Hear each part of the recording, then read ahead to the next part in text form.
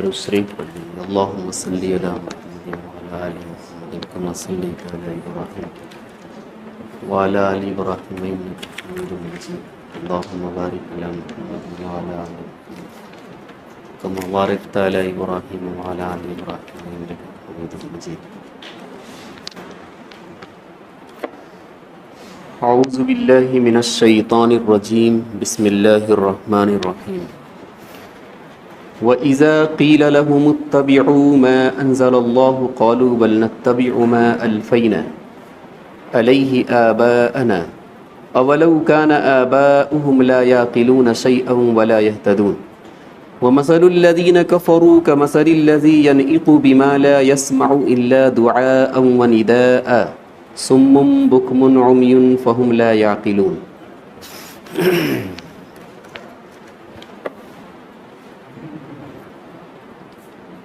اس آیت کے اندر تقلید کا بیان اشارتاً کیا ہے۔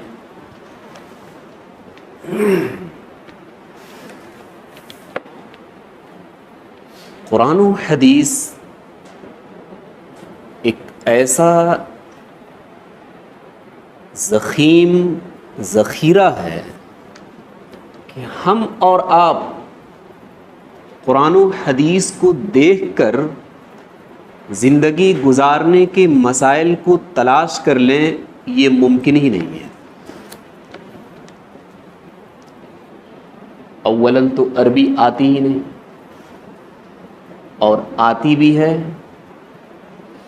تو جیسے علوم کی ضرورت ہے قرآن اور احادیث کا علم حاصل کرنے کے لیے، ویسے علوم ہمارے اور آپ کے پاس نہیں ہے۔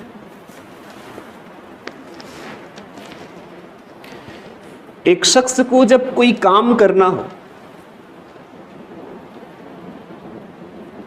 تو اس کام کو وہ شخص دو طریقوں میں سے ایک طریقے پر کرے گا۔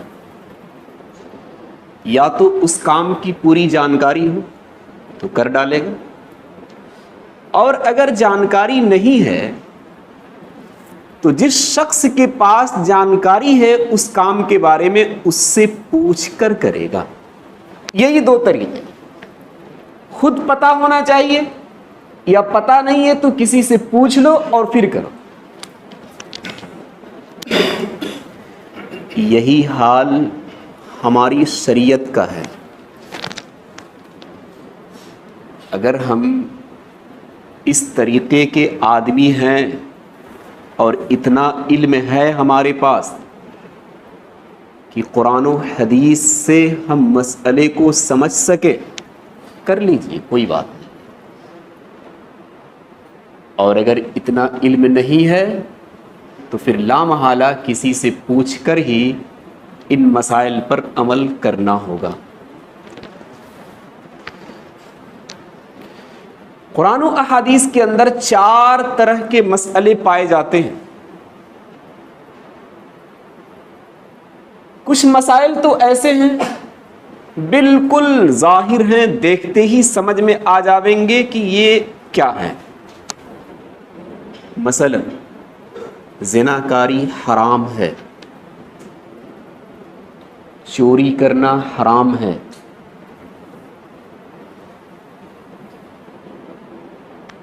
ایسے ہی نماز پڑھنا فرض ہے، زکوٰۃ دینا مالدار ہونے کے بعد واجب ہے، ایسے ہی حج فرض ہے۔ یہ سارے مسائل ایک دم سے ظاہر طور پر لکھے ہوئے ہیں، آپ دیکھیں گے آپ کو سمجھ میں آ جائے گا۔ لیکن کچھ مسائل ایسے ہیں ابہام ہے، مبہم ہے، آپ کو پتہ ہی نہیں چلے گا کہ یہ والا اس پر عمل کریں یا اس پر عمل کریں۔ قرآن کریم کا ایک مسئلہ ہے کہ جس عورت کو طلاق پڑ گئی، عدت جو گزارے گی وہ حیض سے گزارے گی یا طہر سے گزارے گی۔ ایک ہی لفظ ملتا ہے قرآن کریم میں، اس کا معنی حیض کا بھی ہے، اس کا معنی طہر کا بھی ہے۔ ہم اور آپ چکر کھا جاویں گے کہ کس معنی پر عمل کریں. اور کچھ مسائل ایسے بھی ہیں کہ ان کی دلیلیں متعارض ہیں. کچھ دلیلیں یوں بتا رہی ہیں کہ یہ کر لو اور کچھ دلیلیں یوں بتا رہی ہیں کہ نہ کرو. امام صاحب کے پیچھے آپ جب نماز پڑھیں گے تو سورہ فاتحہ پڑھنے کا مسئلہ ہے. کچھ دلیلیں آپ کو ملیں گی جو صاف بتا رہی ہیں کہ آپ سورہ فاتحہ امام صاحب کے پیچھے بھی پڑھیں، اور کچھ دلیلیں آپ کو یوں ملیں گی کہ آپ جب امام کے پیچھے کھڑے رہیں تو بالکل چپ چاپ رہیں، سورہ فاتحہ بھی پڑھنے کی ضرورت نہیں ہے. ہمیں اور آپ کو سمجھ میں آئے گا کہ ہم کس پر عمل کریں. کچھ دلیلیں، کچھ مسائل ایسے بھی ہیں قرآن اور احادیث کے اندر جو صاف لکھے ہوئے نہیں ہیں. آپ کے پانی میں اگر مچھر گر جائے تو آپ اس پانی کو کیا کیجیے گا؟ قرآن کی کسی آیت میں یہ مسئلہ نہیں ہے. حدیث بالکل خالی ہے. آپ کے کھانے میں اگر جگنو گر جائے آپ کیا کیجیے گا؟ رمضان کے مہینے میں آپ کو انجیکشن لینا ہے، آپ کا روزہ ٹوٹ گیا یا نہیں ٹوٹا کہیں نہیں لکھا ہوا ہے، یعنی ہمیں اور آپ کو پتہ نہیں چلے گا. تو کچھ مسائل تو ایسے ہیں بالکل ظاہر ہے، زناکاری حرام ہے، چوری کرنا حرام ہے، نماز فرض ہے، اس کو الگ رکھیں. کچھ مسائل ایسے ہیں جو مبہم ہیں، کچھ مسائل ایسے ہیں جن کی دلیلیں متعارض ہیں. کچھ دلیلیں بتا رہی ہیں کہ کر لو، کچھ دلیلیں بتا رہی ہیں کہ مت کرو. کچھ مسائل ظاہراً لکھے ہوئے ہی نہیں ہیں، ہمیں اور آپ کو پتہ ہی نہیں چلے گا. اب ان تین قسم کے مسائل کے بارے میں آپ کیا کہیں گے کہ قرآن و احادیث میں ہے ہی نہیں؟ غلط بات ہے. آپ صلی اللہ علیہ وسلم نے حجۃ الوداع کے موقع پر صاف اعلان کر دیا، الیوم اکملت لکم دینکم. قیامت تک تم زندگی گزارو گے، جتنے مسائل آئیں گے سارے مسائل کو ہم نے تمہارے لیے مکمل کر دیا. اب یہ جو تین قسم کے مسائل ہیں، آپ ایک کام کریں، خود ہی حل کر لیں، یا پھر ان لوگوں کا ہم سہارا لیں جن کا زمانہ ہم سے بڑا اچھا زمانہ گزرا ہے، جو ہم سے اچھے تھے. اتنی برائیاں بھی نہیں تھی جتنا اس زمانے کے اندر ہے. آپ صلی اللہ علیہ وسلم نے صاف فرمایا کہ سب سے اچھے میرے زمانے کے لوگ ہیں، پھر اس کے بعد اس زمانے کے بعد والے، تیسرے نمبر پر اس زمانے کے بعد والے. قرنی ثم الذین یلونہم ثم الذین یلونہم. میرا زمانہ سب سے پہلے ہے، پھر اس کے بعد کا زمانہ جو صحابہ کا گزرا ہے، پھر اس کے بعد کا زمانہ جو تابعین کا گزرا ہے. تو سمجھ میں یوں ہی آ رہا ہے کہ ہمارے پاس تو علم ہے نہیں ان تین قسموں کے مسائل حل کرنے کا، تو ہم ایسے شخص کا سہارا لیں جو واقعتاً متقی اور پرہیزگار لوگ گزرے ہیں. نبی کے زمانے سے قریب تر زمانے میں وہ لوگ رہے ہیں. لا محالہ ہمیں کسی ایسے عالم کا سہارا لینا پڑے گا. اب اس زمانے میں جن لوگوں نے مکمل طریقے پر قرآن و احادیث کے مسئلے کو مدون کیا اپنی کتابوں کے اندر کہ رہتی زندگی تک جتنے مسائل ہمارے اور آپ کے سامنے آئیں گے سارے مسائل کو یا تو صراحتاً قرآن و احادیث سے لے کر لکھ دیا، یا پھر جہاں چھپے ہوئے تھے ان کو سمجھ میں آیا، ان کے علم کی وجہ سے ان سب کو لکھ دیا۔ ان کا ہمیں اور آپ کو سہارا لینا پڑے گا۔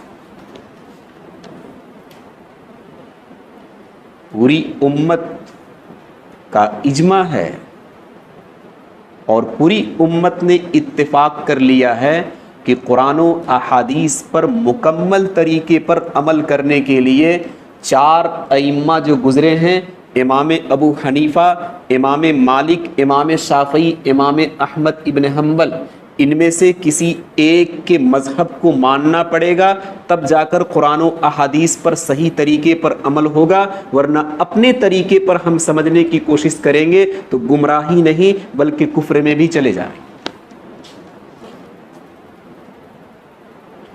ان چاروں کے درمیان کسی مسئلے میں اختلاف ہو سکتا ہے۔ امام ابو حنیفہ کسی مسئلے کے بارے میں کچھ اور کہیں گے، امام مالک کسی مسئلے کے بارے میں کچھ اور کہیں گے، امام شافعی کچھ اور کہیں گے، احمد ابن حنبل کچھ اور کہیں گے۔ لیکن جس مسئلے کو ان لوگوں نے قرآن و احادیث سے نکالا، پوری دیانت داری کے ساتھ، پورے تقوی کے ساتھ، پورے محنت کے ساتھ اور پورے قرآن پر اور احادیث پر نظر کے ساتھ، آپ صلی اللہ علیہ وسلم نے صاف فرمایا کہ مسئلے کا استنباط کرنے والا اور نکالنے والا اگر صحیح نہج پر پہنچتا ہے تب تو اسے 2 ثواب ملے گا، ایک محنت کرنے کا اور ایک صحیح نتیجے پر پہنچنے کا۔ اور اگر استنباط اور اجتہاد کر کے صحیح نہج پر نہیں پہنچتا ہے تو اسے بھی ایک ثواب ضرور ملے گا کہ محنت تو کیا۔ اس لیے اگر کسی مسئلے میں امام ابو حنیفہ کچھ اور کہہ رہے ہیں، امام شافعی کچھ اور کہہ رہے ہیں، مالک اور حنبل کچھ اور کہہ رہے ہیں، ہمیں اور آپ کو یہ حق نہیں بنتا کہ ہم کہہ دیں کہ فلاں شخص غلط ہے۔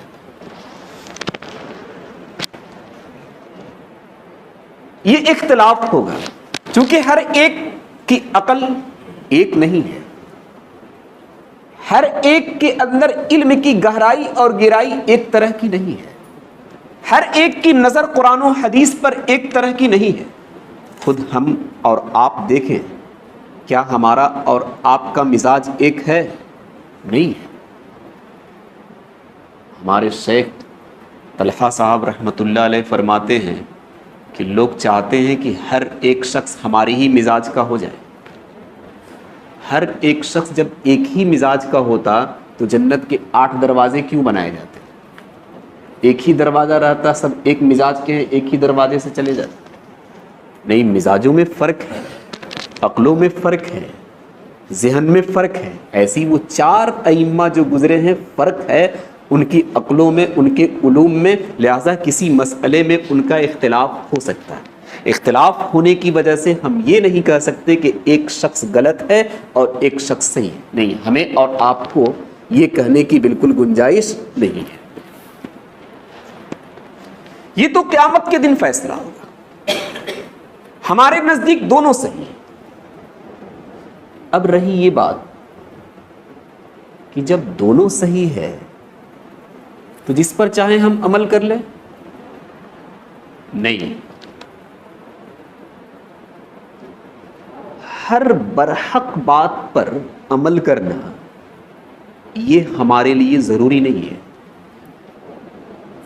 آدم علیہ السلام سے لے کر نبی تک سارے انبیاء برحق ہے یا نہیں؟ جی، کیا ہر ایک کی اتباع آپ کرتے ہیں؟ نہیں، آپ صلی اللہ علیہ وسلم کی صرف اتباع ہوتی ہے، آدم سے لے کر عیسیٰ تک جتنے انبیاء آئے ان کی اتباع نہیں ہو رہی۔ تو برحق سب ہے، لیکن ہر ایک کی اتباع لازم نہیں ہے۔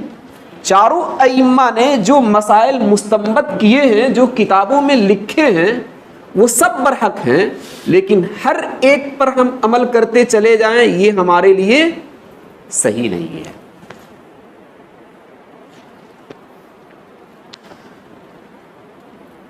قرآن کریم ہم پڑھتے ہیں، 7 قراء ہیں، ان کے 14 شاگرد ہیں۔ ہم امام عاصم کی قرأت بروایت حفظ پڑھتے ہیں۔ قاری صاحب اچھی طرح میری بات کو سمجھیں گے، 6 قراء کو ہم لوگوں نے چھوڑ دیا، ان کے 15 شاگردوں کو ہم لوگوں نے 13 شاگردوں کو ہم لوگوں نے چھوڑ دیا، صرف ایک امام کو لیا اور ان کے ایک شاگرد کو لیا۔ اسی طرز پر ہم اور آپ پورے ایشیا کے اندر قرآن کریم کی تلاوت کرتے ہیں۔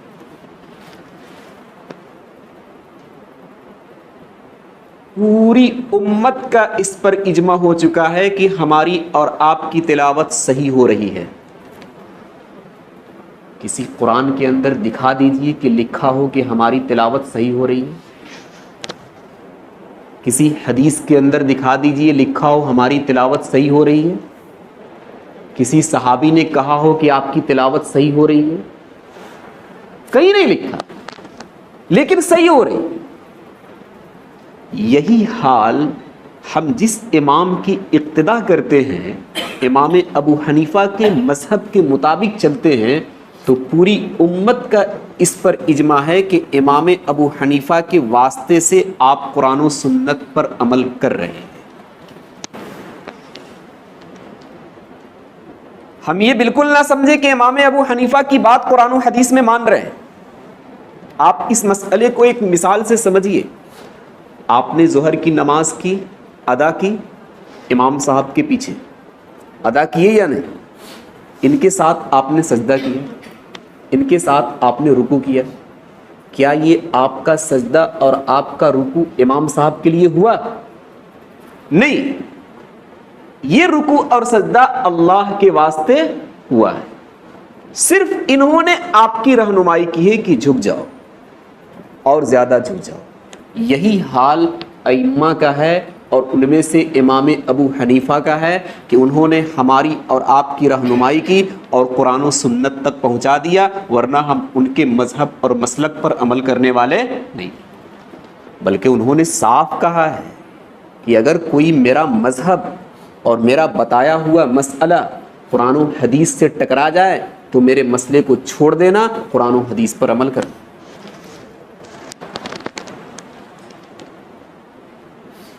تو جس طریقے سے ہم قرآن کی تلاوت کرتے ہیں، ایک قاری کے پڑھنے کو ہم لوگوں نے لے لیا، بقیہ سب کو چھوڑ دیا، تلاوت صحیح ہو رہی ہے، جبکہ قرآن و حدیث میں کہیں نہیں لکھا۔ ایسی ہی 4 ائمہ میں سے ایک کو ہم نے لیا، بالکل قرآن کی تلاوت کی طرح ان کے اتباع میں بھی قرآن و حدیث پر ہمارا اور آپ کا عمل ہو رہا ہے۔ لوگ پوچھتے ہیں کہ امام ابو حنیفہ ہی کو کیوں مانیں؟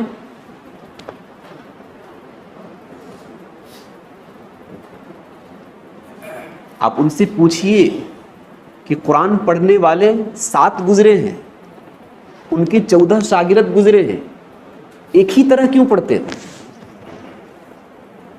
سب طرح پڑھو۔ آپ پڑھیں گے سورہ فاتحہ، سنیں گے، آپ چکر میں پڑ جائیں گے، الحمدللہ رب العالمین الرحمن الرحیم مالک یوم الدین، ملک یوم الدین سنے ہیں کبھی؟ کسی مسجد کے اندر اگر ایسی قرأت ہو جائے، ملک یوم الدین، ایاک نعبد و ایاک نستعین، اہدنا الصراط المستقیم، صراط المستقیم، صراط الذین انعمت علیہم، علیہم، آپ کی مسجد میں اگر کوئی پڑھنا شروع کر دے، آپ خود اعتراض کرنے لگیں گے کہ یہ کیا کر رہے ہو، نیا قرآن کہاں سے لے کر آ گئے؟ لیکن صحیح ہے، وہاں پڑھنے کی اجازت دی گئی ہے جہاں اس علم کو جاننے والے ہیں۔ ان سب مسجدوں میں پڑھنے کی اجازت نہیں دی گئی ہے، ان سب مسجدوں میں وہی قرآن پڑھا جائے جو لوگ پڑھتے ہیں۔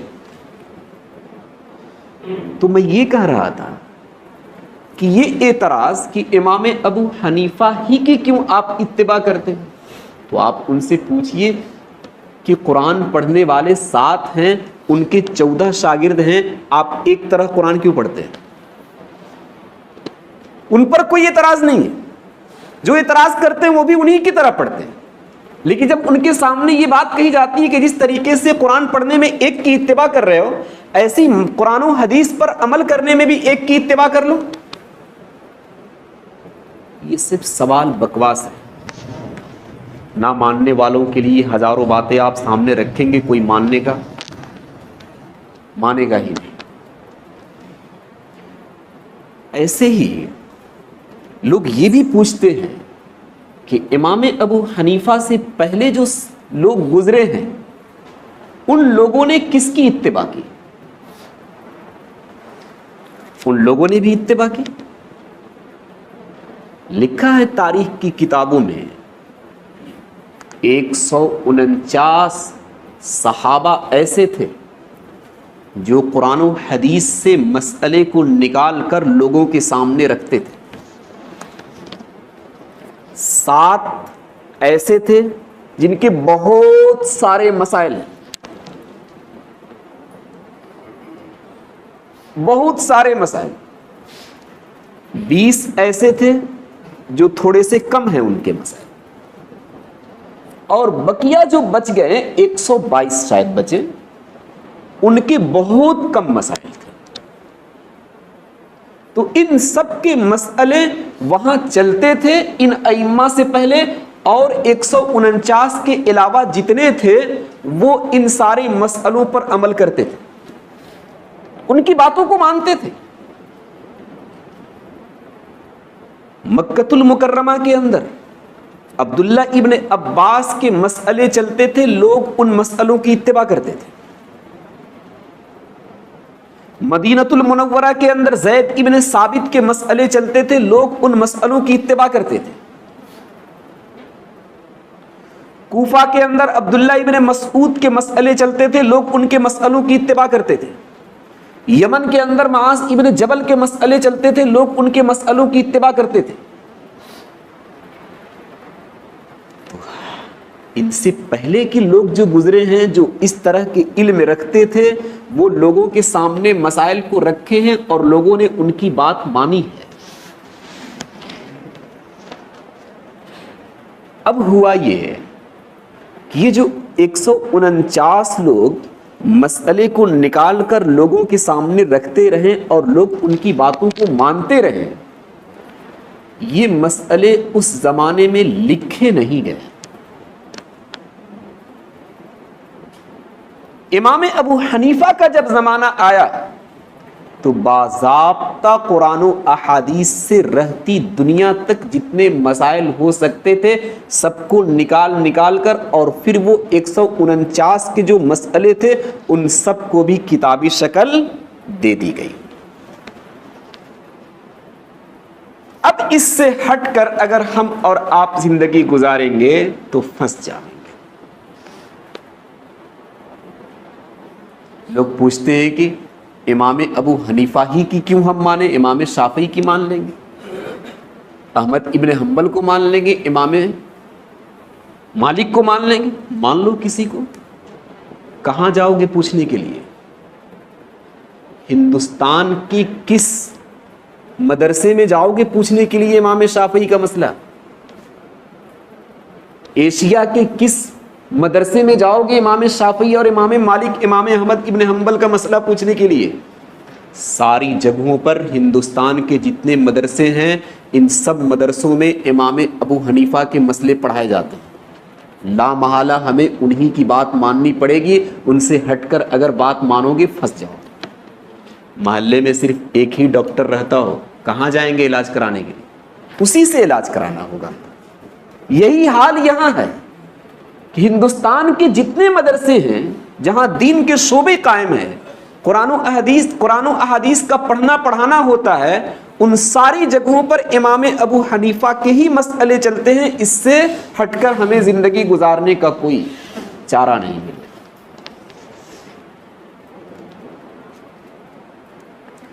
لا محالہ ان کی باتیں ہمیں ماننی پڑیں گی۔ ہاں، کبھی آپ امام ابو حنیفہ کی مان لیے، کبھی شافعی کی مان لیے، کبھی احمد ابن حنبل کی مان لیے، کبھی مالک کی مان لیے، یہ دین نہیں رہے گا بلکہ کھلواڑ بن جائے گا۔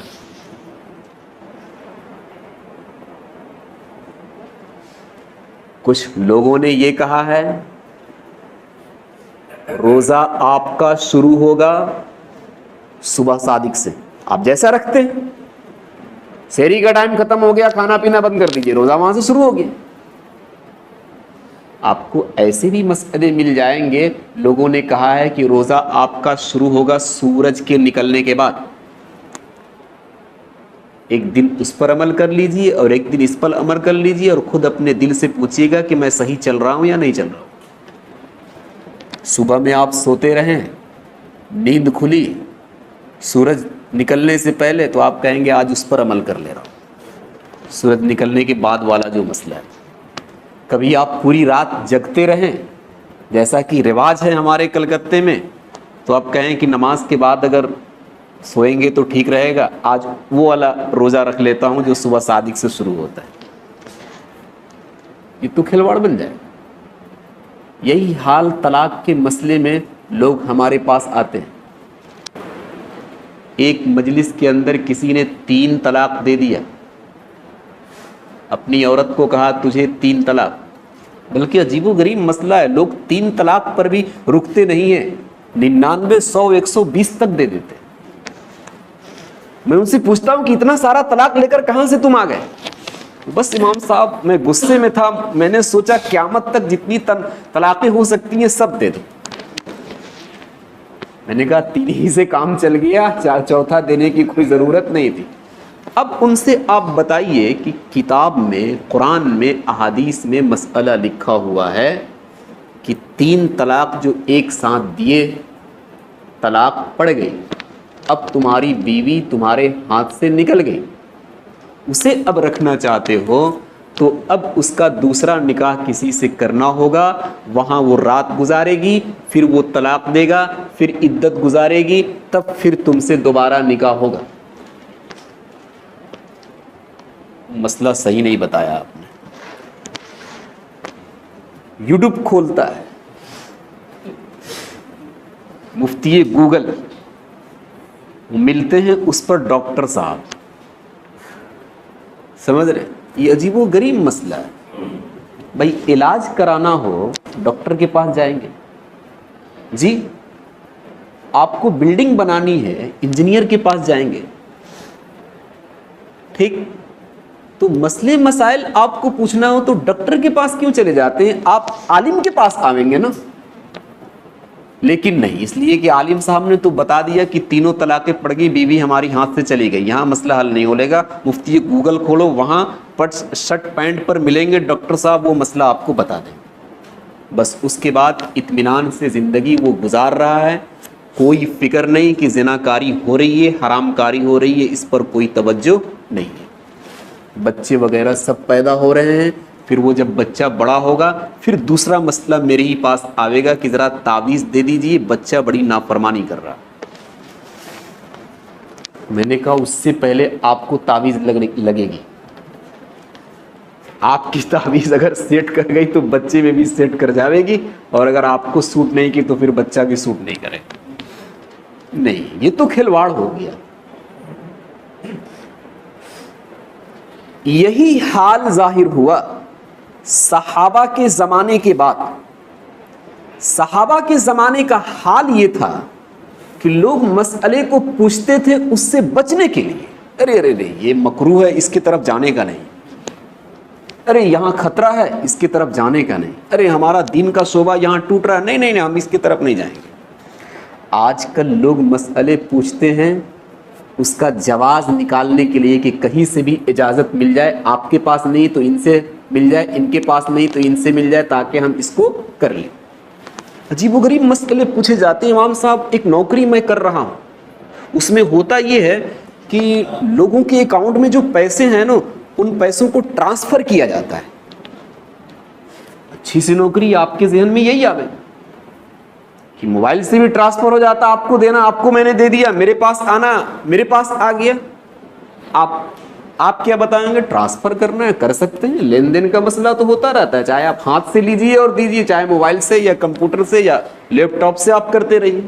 لیکن وہ کھول کر نہیں بتایا کہ ہم لوگ کون سا کام کرتے ہیں جی. سی سی